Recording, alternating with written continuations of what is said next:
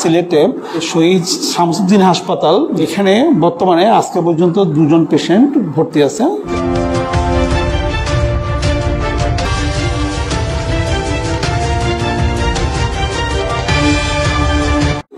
নতুন ভ্যারিয়েন্ট, এর সিমটমও কিছু পার্থক্য আছে। যেমন আগে ভ্যারিয়েন্টগুলোতে জ্বর কাশি থাকতো, এখন জ্বর কাশি কম, এখানে বেশি হচ্ছে শরীর ব্যথা, বিভিন্ন জয়েন্টে ব্যথা, পিঠে ব্যথা, তারপরে ক্ষুধামন্দা, এবং যাদের খুব বেশি তাদের নিউমোনিয়ার মতো একটা সিমটম হচ্ছে। আমি doctor Mohammad Nasiruddin, civil surgeon, Sylhet.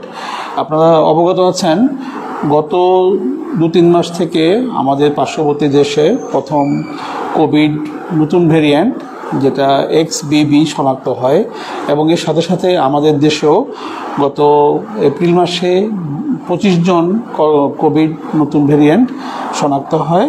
পরবর্তীতে মে মাসে 85 জন শনাক্ত হয়। সেই সূত্রে আমাদের স্বাস্থ্য অধিদপ্তর এবং স্বাস্থ্য মন্ত্রণালয় আমাদের স্বাস্থ্য বিভাগের সব ধরনের যারা আমরা সার্ভিস দিচ্ছি আমাদের উপজেলা লেভেল পর্যন্ত সবাইকে কোভিডের ব্যাপারে সতর্ক এবং সচেতন করার জন্য বলা হয়।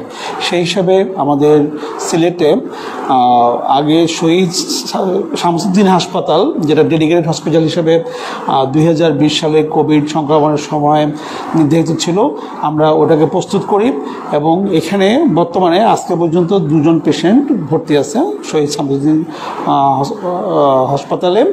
ওখানে একজন পেশেন্ট বয়স্ক, ওনার বয়স 80 বছরের বেশি, উনি আইসিইউতে আছেন, ওনার অবস্থা একটু সংকটাপন্ন, ওনার কোভিডের সাথে সাথে কিছু কোমরবিডিটি আছে। আরেকজন পেশেন্ট ভর্তি আছেন কোভিড ওয়ার্ডে। আর আমাদের এখানে টেস্টের জন্য র্যাপিড অ্যান্টিজেন টেস্ট সেটা হচ্ছে Sylhet MAG Osman medical college হাসপাতালে। এছাড়া আমরা আমাদের উপজেলাগুলোকে সবাইকে সতর্ক করে রেখেছি যে যদি এ ধরনের কোনো পেশেন্ট পাওয়া যায় যাতে এদেরকে সচেতন করা হয়, সতর্ক করা হয়, এবং যাদের সিমটম বেশি হয় তারা যাতে নিকটতম হাসপাতালে ভর্তি হয় এবং ডাক্তারের পরামর্শ নেয়। আচ্ছা, বর্তমানে আপনাদের যারা উপজেলা স্বাস্থ্য কমপ্লেক্স আছে, এইসব উপজেলা স্বাস্থ্য কমপ্লেক্সে করোনার কোনো কিট আছে নাকি?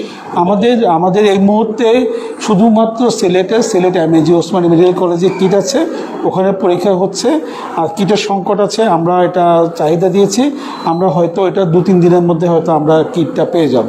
কিট পেলে আমরা আমাদের উপজেলা লেভেলেও আমরা শনাক্তকরণের জন্য পরীক্ষা করতে পারবো ইনশাআল্লাহ। আচ্ছা, যে বিষয়টা বলা হচ্ছে আসলে বর্তমান যে করোনা ভ্যারিয়েন্ট আগের যে ভ্যারিয়েন্টগুলোর থেকে অনেক বেশি শক্তিশালী, এটা নতুন ভ্যারিয়েন্ট, এর সিমটমও কিছু পার্থক্য আছে।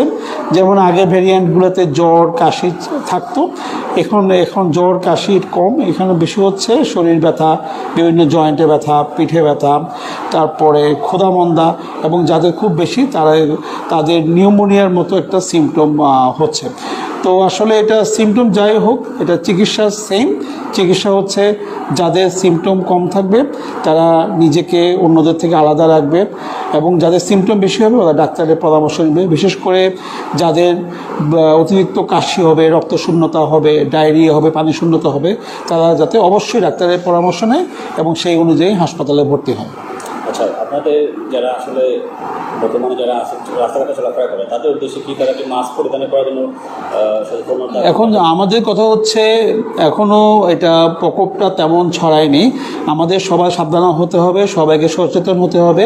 আমরা যদি কোনো জনসমাগম বা যেখানে মানুষের ভিড় বেশি ওইসব প্লেসে গেলে আমাদের অবশ্যই মাস্ক ব্যবহার করতে হবে, এবং যদি সম্ভব হয় যারা এই ধরনের রোগে আক্রান্ত ওরা অবশ্যই মাস্ক ব্যবহার করে, এবং ওরা নিজেরাও সুরক্ষিত থাকে এবং ওদের পরিবারকে, সমাজকে যাতে সুরক্ষিত রাখে।